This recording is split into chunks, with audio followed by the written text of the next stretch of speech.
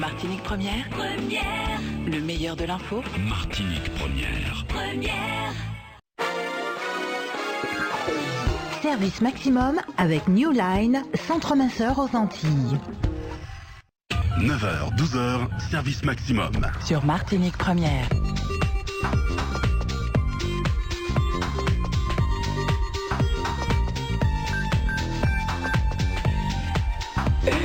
Ah là là, la Saint-Valentin, ça a certains effets sur beaucoup d'entre nous.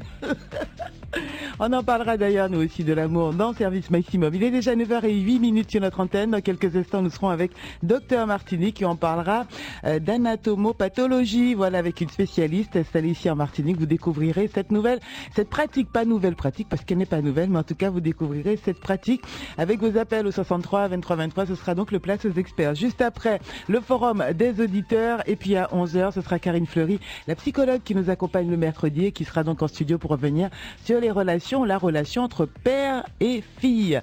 Le premier mercredi du mois de 9h à 10h, entre 9h et 10h, donc dans Place aux experts, nous accueillons Dr Martinique avec une thématique à chaque fois, un spécialiste à découvrir et même une pathologie. Aujourd'hui, on va s'arrêter sur l'anatomatologie. Eh oui, ou encore l'anatomie des pathologies, pour avoir jeté un œil, parce que c'est vrai que ça paraissait compliqué à rappeler. Nous verrons en quoi consiste donc cette pratique et à quoi sert-elle. Nous connaîtrons les contours de la profession. Docteur Martinique est parce que c'est pas une anatomopathologiste est avec nous donc en studio et répondra à vos questions 63 23 23. Docteur Martinique, bonjour. Élevé, qui nouvelle? Ça va. La bonne fête. Ah bah oui, c'est la Saint-Valentin cette semaine. Eh ben, Saint-Valentin. Eh oui. Aïe, il faut pas que cherche un bail bon, quoi. Mais oui, j'ai apprécié déjà la chemise rose pour ce matin, puisqu'on n'a qu'un rendez-vous hebdomadaire. Ils m'ont oublié ça. C'est qui joue encore? C'est vendredi. Déjà, j'aime le chocolat, si tu veux. Ouais. Je peux te le dire. Et puis, un bel boutier fleur. Un bel boutier fleur, nanana. Et puis, un bon begin. Et puis, c'est tout, nous t'es calme. Belle. Bonjour tout le monde. Merci d'être avec nous ce matin. Et vous n'êtes pas venu seul. Ah ouais. Moi, quand remercier Dr Joannel Sulpici, Caroline, d'y accepter l'invitation nous parce que c'est des médecins qui sont indispensables, mais qui dans l'ombre. Et là, il dit, moi, oui, Cavini, moi, t'es content. Merci encore parce que... Je vous en prie, merci. Ben, moi aussi, je faisais... Ouais. Vraiment, c'est notre cas, un travail fondamental, nous, médecins, chirurgiens, tout le monde qui, de la médecine, qui a passé en bas dans mes autres, et nous pas connaître les autres. Tout à fait. Alors, je dis à nous connaisser métier à plat, métier à âme, montrer c'est vous dans autres café, et puis c'est auditeur qui peut créer nous pour poser des questions s'il y a des précisions. Évidemment, ils sont les bienvenus. 63 23 23. Alors, docteur Caroline Joannel Sulpici, qui nom métier là pour nous pas faire qu'on a crié ça? Alors, le nom précis c'est anatomie et cytologie pathologique. Alors, pour faire plus vite, on dit anapathe. Alors, c'est quoi l'anapathe? Voilà, qu'est-ce que c'est que l'anapathe? Alors, c'est vrai qu'on n'est pas du tout connu des gens. En fait, c'est une spécialité médicale qui consiste à analyser les cellules et les tissus qui constituent les organes et à les regarder au microscope pour faire le diagnostic des différentes maladies. Voilà, donc on analyse des biopsies, c'est-à-dire des petits morceaux de prélèvement ou carrément des organes entiers. Parfois, quand une personne est opérée dans une clinique, quand on lui enlève un morceau de foie ou un morceau d'ovaire, on l'examine au microscope et on fait le diagnostic. On fait un compte-rendu qui est adressé aux médecins. Donc c'est vrai que les patients eux-mêmes ne nous connaissent pas vraiment, on n'a pas tellement à faire à eux finalement. Mais quand même, ils viennent chez vous. Alors oui, c'est vrai qu'en fait, en Martinique, les gens viennent chez nous pour déposer donc les frottis. Essentiellement, c'est vrai qu'on est plus connu pour les frottis. Et également les biopsies pour les déposer au laboratoire. Voilà, ils viennent avec leurs petits flacons et déposent les prélèvements. Alors, on distingue l'anatomie pathologie générale et puis l'anatomie pathologie spécialisée, non? Alors, l'anatomie pathologique est une spécialité en elle-même. Elle est vraiment différente des labos d'analyse médicale. C'est vrai qu'on est souvent confondu. En fait, c'est vrai qu'on travaille... Quelle différence? Alors, quelle différence? Eh bien, on travaille aussi, nous, dans un laboratoire avec des machines, mais ce ne sont pas les machines qui font le diagnostic. On fait le diagnostic au microscope. Et en fait, on n'analyse pas le sang. On ne fait pas de numération, de biologie, voilà, pour regarder les constituants du sang, dire si on a une anémie, des choses comme ça. On analyse vraiment, nous, sont les cellules et les tissus, les petits morceaux d'organes, et ça, parfois un peu les urines aussi, mais c'est toujours pour rechercher plutôt les cellules anormales, les cellules cancéreuses ou précancéreuses. C'est autre chose, c'est un autre métier. Alors, vous travaillez aussi dans un laboratoire? Tout à fait. On travaille aussi dans un laboratoire. Le nôtre se situe au patio de Cluny à Schellcher. Vous êtes peu nombreux, je crois, le seul laboratoire privé. Oui, on est le seul laboratoire privé de la Martinique, en effet. Autrement, il y en a un autre au CHU. Tout à fait. C'est le laboratoire du CHU, ça fait donc deux laboratoires. On s'entend très bien, on échange, parfois on peut être amené à discuter des cas difficiles de patients. Il y a une très très bonne entente entre les deux laboratoires. Est-ce que c'est ce qui explique les 3 à 4 semaines parfois de délai avant d'avoir les résultats? Alors, vous voulez dire l'entente entre les deux labos? Non, c'est le fait que vous soyez que 2. Ah oui, alors en fait, effectivement, il n'y a que 2 labos. On est, c'est vrai, extrêmement débordés, comme la plupart de nos confrères. Et puis, vous savez, le diagnostic anatomopathologique est un diagnostic qui doit être très méticuleux, très précautionneux, parce qu'il y a des conséquences qui sont extrêmement importantes pour les gens. Et donc, il ne s'agit pas de mal faire son travail, de se tromper. Donc, effectivement, on ne peut lire qu'un certain nombre de prélèvements par jour, parce que sinon, on peut faire des bêtises, il y a la fatigue, etc. Donc voilà, donc c'est pour ça que c'est long, minutieux. Ce ne sont pas les automates qui font le diagnostic, donc effectivement, c'est un travail qui se fait au microscope, on analyse l'agencement des cellules, etc. C'est un métier particulier. Ce qui veut dire votre métier, c'est vraiment de regarder. On parle beaucoup de la différence entre le laboratoire d'analyse que vous avez fait. Vous regardez. Exactement. Vous lisez, vous voulez lire là, mais vous regardez. Exactement. Je dis souvent que ce diagnostic, à la limite, s'apparenterait plus à la radiologie qui analyse des images. Eh bien, nous, on analyse des images. Des images des tissus. Des tissus, exactement. D'accord. Vous êtes que 2 au laboratoire? On est 2 médecins, mais en fait, on est une dizaine en gros au total, puisque dans notre labo, on a toute une équipe sans laquelle on ne pourrait absolument pas fonctionner, de secrétaires qui donc reçoivent les patients, trient les courriers pour les adresser aux médecins, et également de techniciens qui s'occupent justement de traiter les prélèvements pour qu'ils puissent nous parvenir au microscope. Mais tous les tissus, toutes les lames passent sous les yeux de ces 2 médecins. Exactement. On a également des cytotechniciennes qui nous aident à lire, à screener, à regarder dans un premier jet de frottis. Pour les frottis, on a des cytotechniciennes qui sont des techniciens spécialisés pour la lecture des frottis. C'est une spécialité de la médecine, vous l'avez dit, docteur? Oui, tout à fait. La formation pour être anatomopathologiste. Alors, il y a donc un cursus de médecine générale et ensuite on choisit comme spécialité médicale l'anatomie pathologique, comme on aurait pu choisir également l'ophtalmologie ou la dermatologie. Voilà, c'est une spécialité à part entière. À 9h22 sur Martinique Première, nous sommes donc avec Docteur Martinique et Docteur Joannel Sulpicy pour parler d'une spécialité de la médecine, une spécialité qui nous passionne d'ailleurs parce que très très peu connue. Et moi j'aurais adoré passer dans un laboratoire, dans leur laboratoire parce que... Tu peux l'inviter Oui, bien oui, je peux. Avec plaisir, venez, je vous ferai visiter. Parce que cette partie visuelle, parce que c'est un métier, ce que j'ai regardé, qui est très visuel et se retrouver comme ça sur des lames, vous l'avez dit, avec des petits morceaux de nos cellules ou nos tissus, à les observer et à savoir les lire, moi franchement ça m'aurait passionné. Je redonne la parole docteur Martinique. Oui, ça t'aurait passionné, malheureusement ça ne passionne pas les étudiants en médecine qui sont peu nombreux à choisir cette branche. C'est vrai, c'est une spécialité qui est pas très choisie parce qu'en fait effectivement si on fait médecine pour voir des patients, s'occuper de patients, eh bien ce n'est pas le cas puisqu'en fait on analyse des prélèvements, les patients on les voit quasiment pas. On s'occupe d'eux, absolument. Puisque c'est votre diagnostic qui, des fois, va déterminer toute la conduite à tenir par la suite. Complètement, oui, tout à fait. Oui. Alors, justement, quelles sont les méthodes que vous employez dans votre travail de tous les jours? Alors, comment ça se passe? Eh bien, donc, il y a 2 types de prélèvements essentiellement. Il y a ce qu'on appelle les frottis, qui sont des étalements de cellules. Donc, en fait, on connaît essentiellement le frottis du col de l'utérus, mais ça peut être aussi un frottis. Frottis, d'ailleurs, que vous invitez les gens à faire plus souvent. On en a parlé un peu avant. Ah oui, les frottis. Honnêtement, il y a une quantité finalement assez faible de la population martiniquaise qui est dépistée par frottis. Ce sont souvent les mêmes femmes qui font des frottis régulièrement parce qu'elles sont inquiètes, elles ont raison. Elles sont déjà sensibilisées. Tout à fait, elles sont sensibilisées, elles font leur frottis très régulièrement, c'est-à-dire tous les 3 ans, en fait, ce sont les recommandations pour le dépistage du cancer du col. Mais il y a énormément de femmes qui ne font jamais de frottis ou très peu, ou qui en font de façon irrégulière, c'est-à-dire qui laissent passer plus de 3 ans entre 2 frottis. Et c'est vrai que ça, eh bien, malheureusement, ce n'est pas bien du tout pour le dépistage. Et ce sont ces personnes-là qui souvent développent des lésions précancéreuses et cancéreuses. Je pense que c'est beaucoup parce qu'en fait, peut-être elles sont débordées ou également actuellement, nos confrères sont très pris. Et c'est vrai qu'on en fait au laboratoire. Donc, oui, il faut rappeler d'ailleurs aux médecins, au corps médical, aux infirmières, tous les professionnels de santé, de rappeler à leurs patientes que ce frottis est nécessaire, qu'il faut le faire régulièrement et qu'elles peuvent aussi d'elles-mêmes prendre l'initiative d'aller chez vous pour faire le frottis.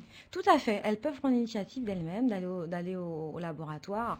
On peut, sans ordonnance, mais c'est mieux d'avoir une ordonnance du médecin. Et de toute façon, le compte-rendu, même si elles viennent spontanément, est systématiquement envoyé à leur médecin traitant, au gynécologue, au médecin de leur choix. Voilà, donc c'est vrai qu'on les fait sur rendez-vous 2 fois par semaine, 3 fois par semaine, même maintenant, mardi, mercredi, jeudi. Alors, on aura certainement quelques questions sur les frottis, parce que à mon cabinet, quand je reçois des fois des patientes avec le frottis, elles ne comprennent pas parce qu'elles lisent le compte rendu. Oui. Et il y a des choses des fois qui les inquiètent. Et je pense qu'on aura des questions d'auditrices sur ça. Alors, vous nous disiez qu'il y a donc la technique sur frottis où vous mettez les tissus sur les lames. Les cellules sur les lames, voilà. Et il y a également donc tout le reste de l'anatomie pathologique, c'est l'étude des tissus, c'est-à-dire les cellules qui sont, enfin vous voyez, en fait ce sont des petits morceaux de viande pour parler en fait. Des morceaux de chair, des morceaux de nous, des morceaux de nos organes. Exactement. Donc quand ils sont petits, on appelle ça des biopsies. Donc en fait quand ce sont des biopsies, le patient vient porter lui-même ses biopsies au laboratoire, très souvent, pas tout le temps, mais très souvent. Et quand ce sont des prélèvements plus gros, des organes entiers ou des parties d'organes qui sont enlevés lors des interventions chirurgicales au bloc opératoire des cliniques, eh bien, ces prélèvements nous sont acheminés directement par les cliniques. Alors, quand on reçoit ces prélèvements qui sont pour être conservés, fixés dans ce qu'on appelle du formol, eh bien, nous, on les regarde d'abord, on les regarde. Oui, l'aspect macroscopique. Voilà, ça s'appelle la macroscopie. On les pèse, on les mesure.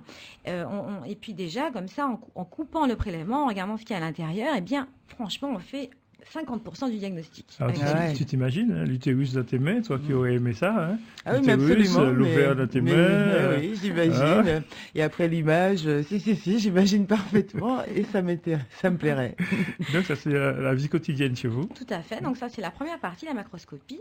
Ensuite, on choisit. Alors, quand les prélèvements sont tout petits, on les analyse entièrement, mais quand ce sont des organes, on n'analyse pas l'organe entièrement. On choisit de prélever dans cet organe les zones qui nous paraissent les plus importantes pour le diagnostic, et on les met dans des petites boîtes qu'on appelle des petites cassettes, et là le prélèvement va subir tout un tas de traitements dans différentes machines. Il va être déshydraté, il va passer dans des solvants, il va être imprégné dans de la paraffine qui d'abord sera liquide, qui ensuite va se solidifier, et à ce moment-là on va pouvoir faire dans des petites machines qu'on appelle des microtomes, des coupes de ces prélèvements très fines, de l'ordre du micron, 3 microns, donc c'est vraiment beaucoup plus petit qu'un millimètre. Voilà.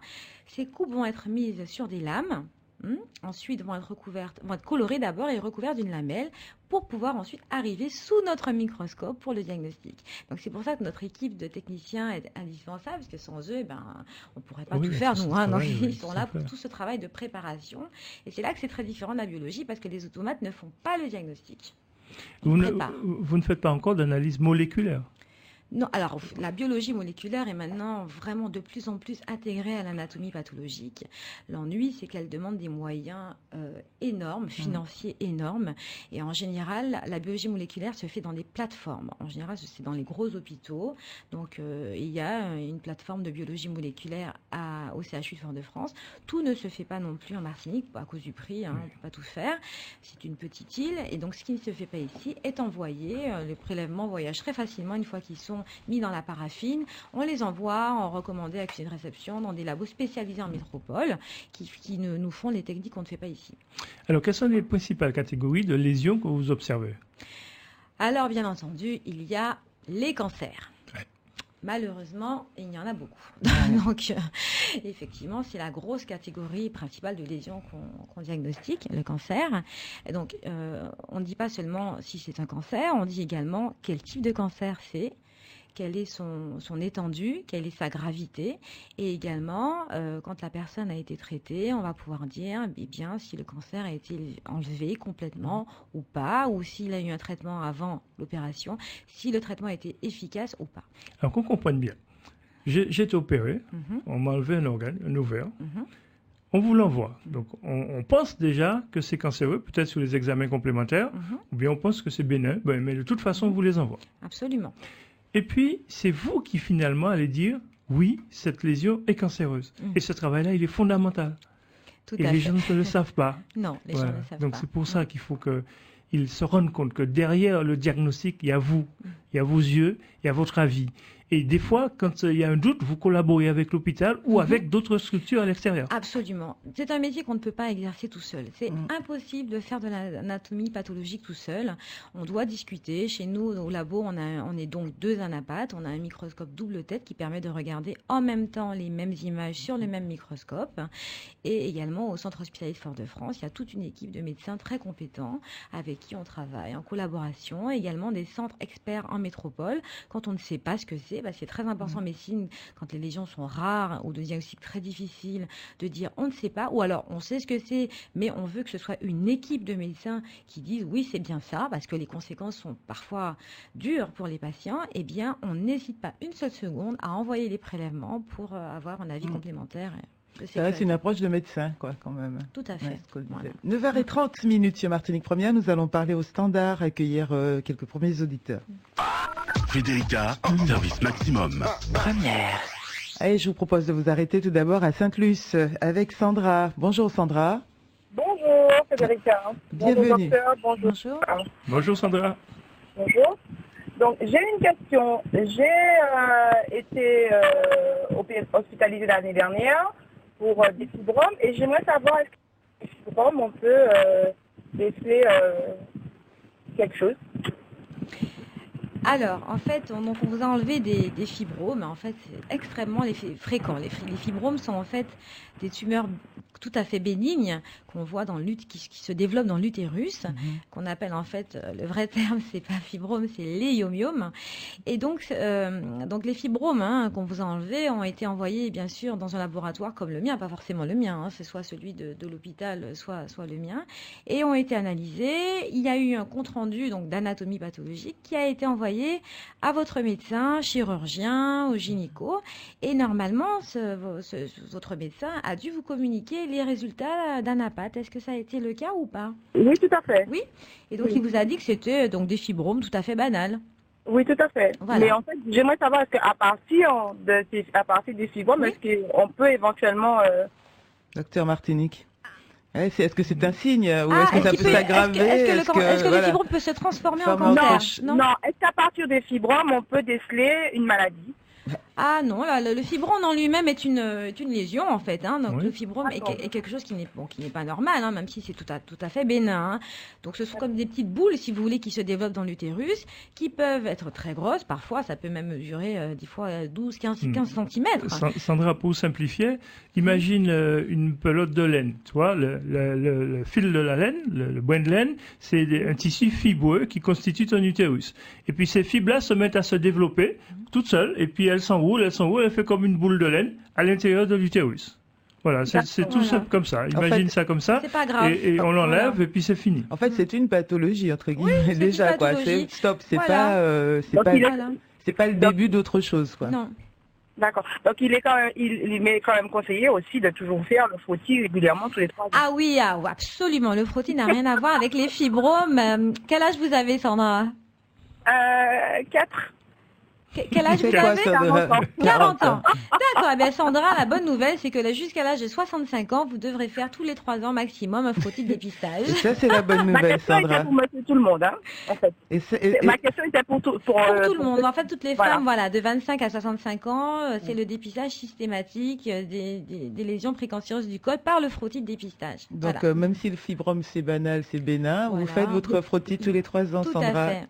J'aimerais porter un grand coup de chapeau à docteur pour le travail qu'il fait, Mhm. parce que je le connais, et dire que c'est très bien ce qu'il fait, et surtout que par rapport au cabinet qu'il a ouvert dans le sud, qu'il fait un très bon travail, parce que hier encore, malheureusement pour moi et heureusement pour lui, heureusement qu'il était de service, parce que ma fille s'est fait piquer par un scolopendre. Et c'est grâce à lui si aujourd'hui elle est allée à l'école ce matin. Allez, ça y est, il s'en souvient. Il s'en souvient. Merci, Ça y Sandra. est, il Merci. s'en souvient. Donc de ne pas hésiter, qu'il est là au service de la population, et de ne pas hésiter. Parce que c'est pas forcément dit qu'avec le 15 on puisse être orienté où aussi on peut encore perdre un petit peu plus de temps que prévu. Alors qu'avec lui, c'est...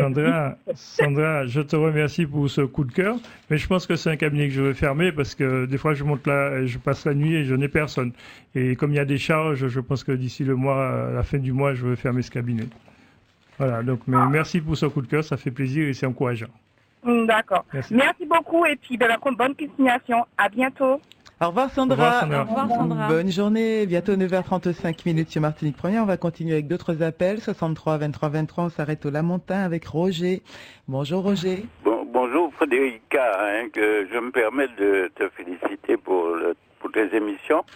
Merci Roger. Et également, j'associe ces félicitations à Dr Martinique. Bon. Merci Roger. Parce qu'on a dans ce pays à ne pas trop dire les qualités des gens, mais leurs défauts. Bon, ce que je voulais dire, c'est que il y a quand même quelque chose qui m'a gêné un peu dans ce que j'ai entendu tout à l'heure, dit par le docteur, c'est l'insistance de dire on va envoyer en métropole, on va envoyer.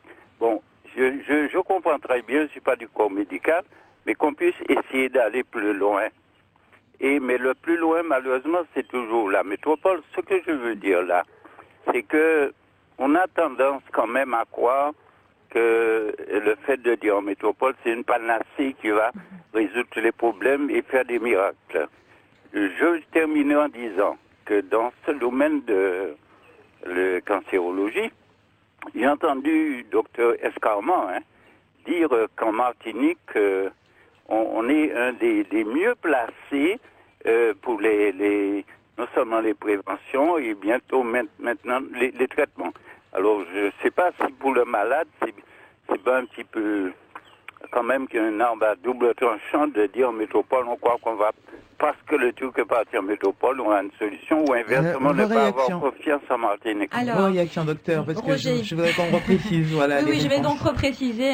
En fait, ce que je dis, il faut savoir que 99% des diagnostics se font parfaitement bien en Martinique. Il y a uniquement dans le 1% de lésions qui sont très très rares ou très extrêmement difficiles à diagnostiquer et pour lesquelles il faut des techniques qui sont donc de biologie moléculaire qu'on ne fait pas en Martinique, qu'on envoie les prélèvements en métropole. Mais on n'est pas du tout. Vous prêchez une convaincue. Je suis persuadée qu'en Martinique on fait des diagnostics qui sont très bien et on n'a pas besoin d'envoyer. Quand vous avez dit qu'on envoie, c'est on envoie parce qu'on n'a pas le matériel, l'outillage, l'instrument. Souvent on n'a pas on envoie aux hommes, on envoie une machine en fait. On envoie une partie du prélèvement parce qu'en fait on a besoin pour ce diagnostic de cette maladie très rare de rechercher une molécule qu'on peut pas rechercher ici. Mais c'est tout. Sinon les diagnostics se font ici, sans oui. Et vous l'avez dit, 80, combien la part 99% des diagnostics, se font ici. Roger, est-ce que tu n'aurais pas préféré, s'il s'agissait de toi, qu'il y ait un doute sur un prélèvement, qu'on appelle un autre médecin, qu'on lui envoie la lame, qu'on lui demande son avis, Tu sais, ça se fait pratiquement couramment en médecine. Il y a des conférences entre médecins, quand il y a un cancer notamment, pour adopter le traitement en fonction du patient. Donc c'est une collaboration qui est à l'honneur des médecins qui ne détiennent pas forcément la vérité à 100%. Et quand il faut un avis, on n'hésite pas à le demander pour que le résultat qu'on donne pour 3 OG soit sûr. Absolument. D'ailleurs, dans le service du docteur Escarment, se tiennent des réunions de concertation pluridisciplinaires où les décisions sont prises à plusieurs pour les patients. Et là, on parlait vraiment de diagnostic, d'analyse et pas de soins. Non, c'est vraiment du diagnostic, là, exactement. Et voilà, c'était la réponse pour Roger. Je remercie vous tous de m'avoir éclairé, d'accord, mais ma question est utile, ça a permis de donner des précisions disant que les diagnostics sont quand même fiables en Martinique, mais il faut aller plus loin. Absolument. Je vous remercie tous. Merci Roger. Merci Roger. Merci de nous écouter. On va continuer à 9h38. On va accueillir Chantal depuis Fort-de-France. Bonjour Chantal. Bonjour Frédérica. Bienvenue à toi. Bonjour à l'intervenante. Bonjour Chantal. Docteur. Bonjour Chantal. Merci. Avant de poser les 2 questions, parce que ce n'est que 2 questions que j'ai à poser, je voudrais faire un petit coucou à Frédérica. Je pense que Frédérica, si tu n'existais pas, il fallait t'éventer. Maman. Tes émissions sont superbes. Franchement. Maman. Ça, c'est de la déclaration, ça. Pour la Saint-Valentin. Et puis... Faut qu'elle fasse des jalousies, là. Non, mais c'est pour ça, mais tous mes amants sont Et puis, rendus. il faut dire que j'avoue que quand on est en fin d'année, je sais pas comment expliquer ça, en juin, c'est ça? L'émission des RFO de Martinique Première, pardon, s'arrête en juin, c'est ça? Oui. Eh ben, je suis inquiète parce que je me dis, est-ce que Frédéric va revenir? Maman.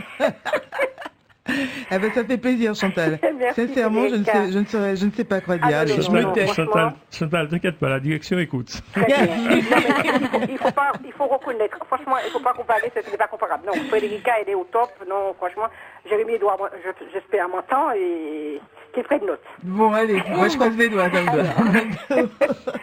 Alors, mes questions seront les suivantes et j'écouterai la réponse par le biais de la radio. J'aimerais savoir pourquoi tous les 3 ans pour faire un frottis, parce qu'entre-temps, je me dis qu'en quelque part, s'il y a quelque chose, voilà quoi. Je trouve que c'est trop éloigné. Et ma deuxième question, j'ai entendu l'intervenante qui disait que les frottis se font, je ne sais plus à quel âge, de 25 à 65 ans. Pourquoi 65 ans? Donc, savoir tout simplement, est-ce qu'au-delà de 65 ans, on peut faire des frottis et pourquoi ça s'arrête à 65 ans? Donc, je raccroche et j'écoute la réponse à travers la radio. Merci, Chantal. Merci et puis bisous à tout le monde. Un gros bisou à toi. Merci. 2 questions en plus, généralistes en plus, enfin, effectivement, qui concernent toutes celles qui écoutent. Pourquoi un frottis tous les 3 ans? Alors, pourquoi tous les 3 ans? Eh bien, parce qu'en fait, les lésions précancéreuses du col se développent lentement. Donc, en faisant un frottis de dépistage tous les 3 ans, on est à peu près sûr de rattraper les lésions qui auraient évolué entre les 2 frottis. Et également parce qu'en fait, comme c'est la sécurité sociale qui rembourse les frottis, eh bien, rembourser un frottis tous les ans ou tous les 2 ans, eh bien, ça coûte plus cher que de rembourser un frottis tous les 3 ans. Donc, en fait, à la fois pour des raisons médicales et économiques, eh bien, on propose un frottis de dépistage sur les 3 ans. C'est suffisant. Oui, c'est suffisant. Alors, il y a des femmes qui sont inquiètes, qui veulent faire plus souvent le frottis. Enfin, ce qui est plutôt embêtant, c'est les gens qui ne le font pas tous les 3 ans et qui laissent passer 4, 5 ans, voire plus, sans faire de frottis. Et voilà. La tranche d'âge. Alors, la tranche d'âge, déjà pourquoi 25 ans? Eh bien, parce qu'en fait, les lésions du col de l'utérus sont, dans 100% des cas, dues à un virus qu'on appelle le papillomavirus qui s'attrape par voie sexuelle, dans les toutes premières années de la vie sexuelle, qui est extrêmement répandu et qui, par contre, s'élimine en général très facilement, qui s'élimine spontanément, on va dire. Donc, faire un frottis avant 25 ans, ce serait inquiéter les jeunes femmes pour rien, puisque ce virus est long, mais après, il s'élimine. Par contre, quand après 25 ans, il est toujours là. Bon, ben là, il faut surveiller. Il faut surveiller. Je rappelle qu'il y a la vaccination aussi, qui est un autre débat, mais enfin, avant pour les jeunes femmes, avant 20 ans, il y a le. Oui, tout à fait. Avant les premiers rapports sexuels, on peut vacciner. Tout à fait, voilà. Même au moment des premiers, on peut encore rattraper 19-20 ans. Là, on n'est plus dans ma spécialité à moi, mais bon, on peut faire la vaccination pour les femmes jeunes. 65 ans, pourquoi? Bien parce qu'en fait, on estime qu'après 65 ans, eh bien, la probabilité d'avoir un cancer du col est plus faible quand on a fait des frottis de dépistage avant, disons. Régulièrement. Voilà. Maintenant, il est évident qu'une femme de 65 ans qui a toujours son col de l'utérus, qui saigne, qui a mal ou qui a le moindre problème, doit faire un frottis de dépistage. Hein. Tout à fait. Voilà. Simplement, de façon systématique, quand tout va bien. Après 65 ans, ça devient moins nécessaire, effectivement, de faire un frottis. C'est beaucoup plus rare. Voilà. Voilà, Chantal. Voilà, c'était la réponse donc pour Chantal. 9h42 sur Martinique Première. On a d'autres questions pour vous. 9h, 10h, place aux experts. Première. On va s'arrêter à Fort-de-France avec Jade. Bonjour Jade. Bonjour. Jade qui est partie, qui nous a quittés. On a Sandra avec nous depuis la Trinité. Bonjour Sandra. Oui, bonjour. Bienvenue à toi. Oui, bonjour docteur, bonjour Frédérica. Oui, juste pour savoir, concernant les femmes qui ont subi une mastectomie, oui. On peut toujours faire des frottis. Alors, c'est une excellente question, Sandra. Franchement. Effectivement. Alors, en fait, il y a 2 types d'hystérectomie. Il y a celle au cours de laquelle on a enlevé le col de l'utérus, qui s'appelle hystérectomie totale. Et quand elle a eu lieu, non pas pour un cancer, mais pour, par exemple, des fibromes, eh bien, on n'a pas besoin, en fait, de faire de frottis du col de l'utérus, puisqu'on n'a plus de col de l'utérus. Et puis, il y a l'hystérectomie qu'on appelle subtotale, c'est-à-dire celle au cours de laquelle on a laissé à la femme son col de l'utérus. Et là, cette femme est obligée de faire des frottis comme n'importe quelle femme qui n'aurait pas subi d'intervention. Est-ce que ça répond à votre question, Sandra ? Alors, Sandra, attendez, non, on n'entend pas Sandra pour l'instant. On va la remettre à l'antenne, Sandra. Sandra, on peut... Sandra, vous avez entendu la réponse? Oui, voilà. Merci. Ça vous convient? Parfait. C'était parfait. donc, Sandra, il faut regarder sur le compte-rendu d'intervention qu'on a fait pour toi, si c'était une hystérectomie totale ou subtotale. C'est total. C'est cette intervention qui est le plus souvent pratiquée maintenant, par mesure de précaution, et puis parce que ça supprime aussi la surveillance, d'autant que le col de l'utérus, c'est un petit morceau d'utérus qu'il y a dans le vagin qui sert simplement à conduire à l'intérieur les spermatozoïdes ou à l'extérieur le sang lors des règles. Donc on peut l'enlever, il n'y a pas de conséquences. On recourt...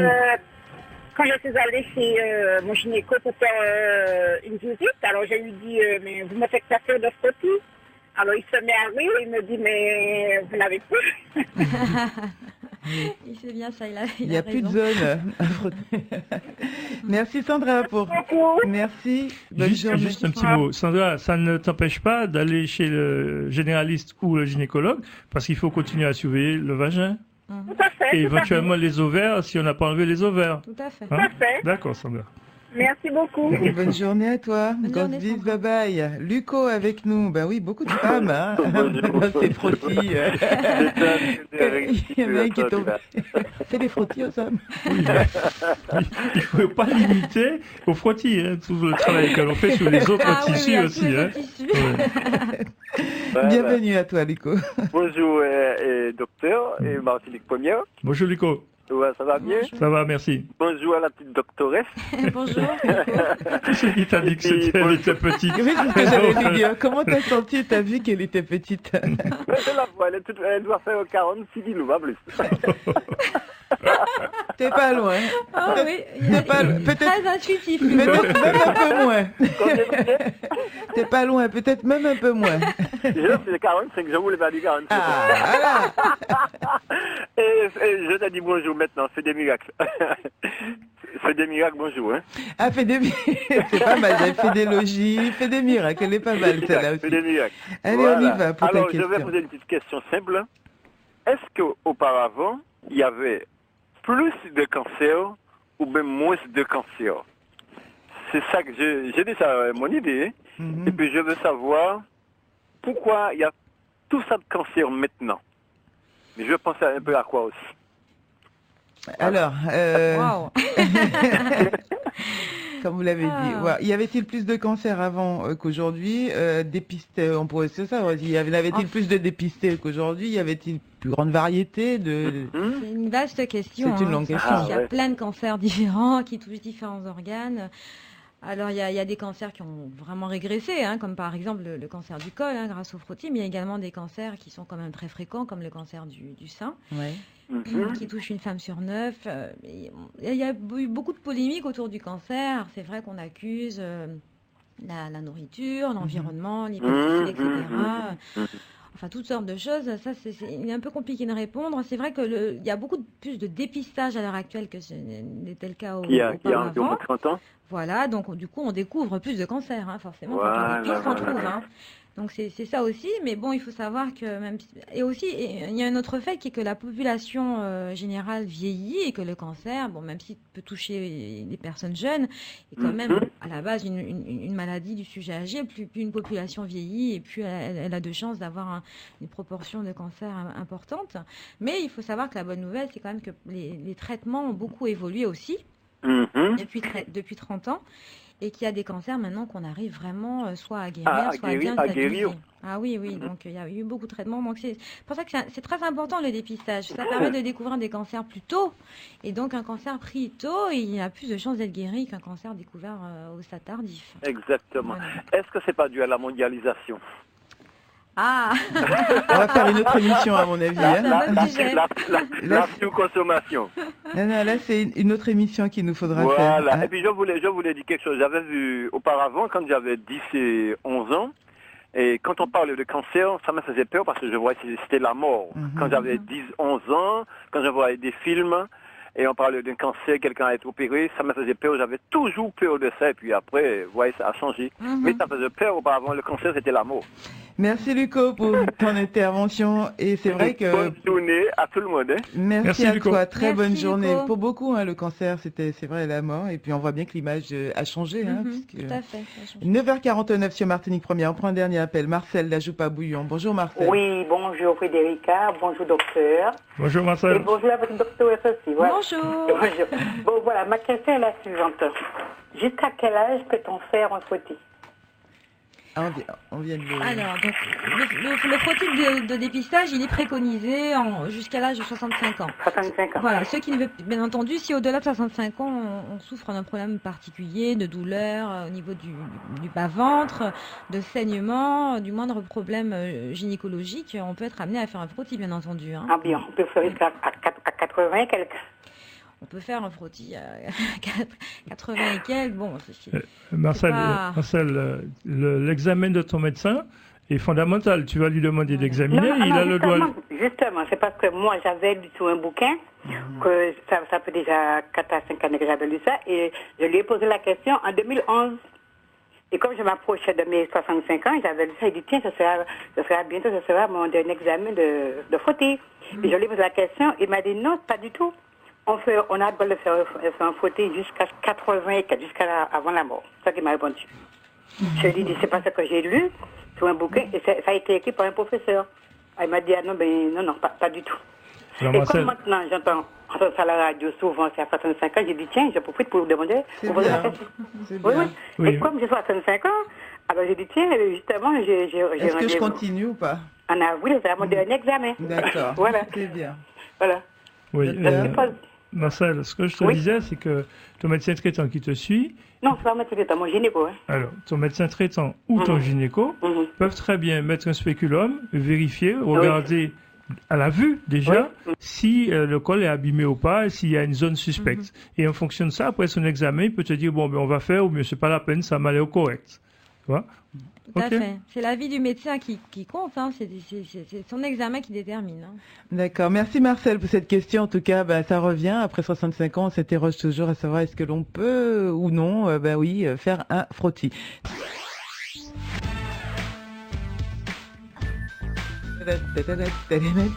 Bonjour Huguette, bonjour Désir, Manuel, Max, quelle équipe? 9h52 sur Martinique Première.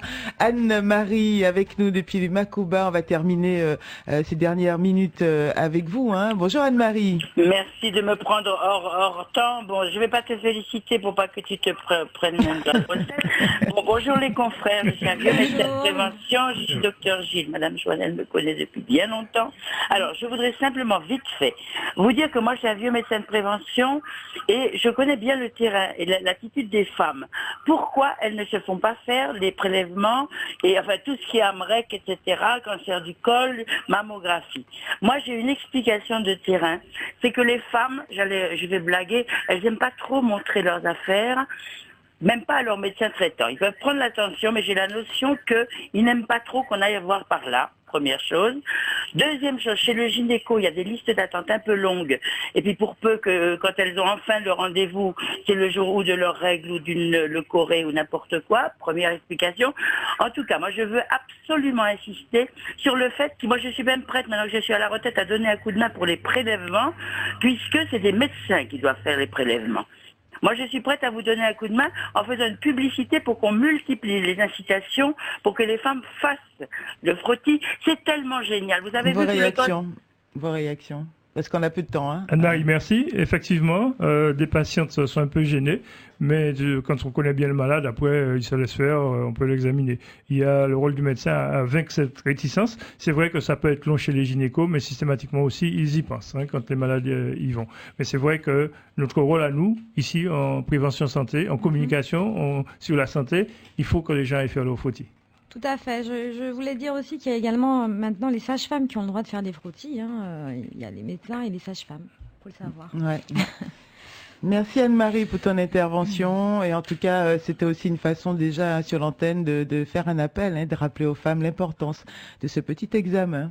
on va dire. Mais ça, c'est une petite partie de l'activité de l'anatomopathologie. Oui, tout à fait. Les cancers aussi, ça fait partie de l'activité, mais il n'y a pas que ça. Vous faites aussi beaucoup de diagnostics de lésions bénignes. Tout à fait. Heureusement, on diagnostique également beaucoup de lésions bénignes. On parlait des fibromes tout à l'heure. Tout le monde connaît les fibromes. Une vésicule biliaire qui est enlevée, un appendice, tout vient chez nous et heureusement, ce ne sont pas diagnostics de cancer. Hein. Donc l'anapath permet aussi de rassurer les gens dans une grande proportion de cas.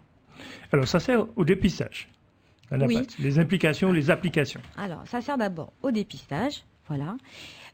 Donc le dépistage, il est là pour mettre en évidence des lésions pré-cancéreuses quand c'est possible, hein, comme par exemple le col de l'utérus, mais également pour les lésions du tube digestif, du côlon, du rectum. Donc les polypes qu'on enlève lors des colonoscopies. Voilà, qui sont des lésions pré-cancéreuses. Si on les laisse, elles vont devenir des cancers du côlon. Et également, l'anapath permet donc de voir les vrais cancers. Et également des tumeurs dont on peut dire qu'elles sont bénignes. On dit à la patiente, eh bien non, votre tumeur, elle est bénigne. Une tumeur du sein n'est pas forcément un cancer. Et quelquefois, vous intervenez aussi après le décès. Alors, après le décès, c'est vrai que les anapathes peuvent faire des autopsies. Donc, ce n'est pas le cas en Martinique. Hein. Ce ne sont pas les anapathes qui font les autopsies médicales. Mais c'est vrai qu'au cours du cursus de la formation des anapathes, on est amené à faire des autopsies médicales. Et de surveiller aussi les greffes. Ah oui, on peut, oui, voilà. C'est une des rares urgences réelles en anapathe. Au cours des greffes, on peut être amené à recevoir des prélèvements. Vous n'avez dit pas que le cancer, mais les autres pathologies ou maladies. Moi, j'ai vu l'hépatite. Quelles sont les autres maladies? Alors, parce que c'est vrai, quand on pense frottis, on pense toutes ces on pense surtout frottis, on pense aux femmes. Hein, c'est pour ça que j'ai dit que les hommes. Quand on a fait une biopsie d'une lésion sur la peau, voilà, on envoie un anapathe. Oui, et c'est pas également. Que pour déceler un cancer. Ah, ce que je veux dire, quoi, la biopsie, c'est pas. Non, la biopsie peut mettre en évidence des lésions qui ne sont pas du tout des cancers, hein, qui sont des eczéma. lésions tout à fait un eczéma, voilà. On a une éruption, je ne sais pas ce que c'est. La lèpre, on en parlait il n'y a pas très longtemps. C'était juste pour le rappeler à nos auditeurs. Exactement. 9h57 sur Martinique Première. Docteur Joannelle Sulpicy, merci d'être venu encore une fois. Merci à vous de m'avoir invité. Évidemment, on vous invite de nouveau. Hein, jusqu'en juin, nous serons là avec beaucoup de plaisir, et notamment pour les femmes. Merci, docteur. Pas de problème. C'était une façon pour nous de parler de cette fameuse région basse. Hein. Les femmes se plaignent beaucoup de règles douloureuses. J'ai beaucoup de demandes à ce propos. On va la retrouver dans Ce serait bien de retrouver pour voir les pathologies en fait qui nous font souffrir dans cette région. Bonne journée à vous, bonne semaine. Bonne journée. On se retrouve en mars, 9h57. Retrouvez Service Maximum en podcast sur le site martinique.lapremière.fr, rubrique radio.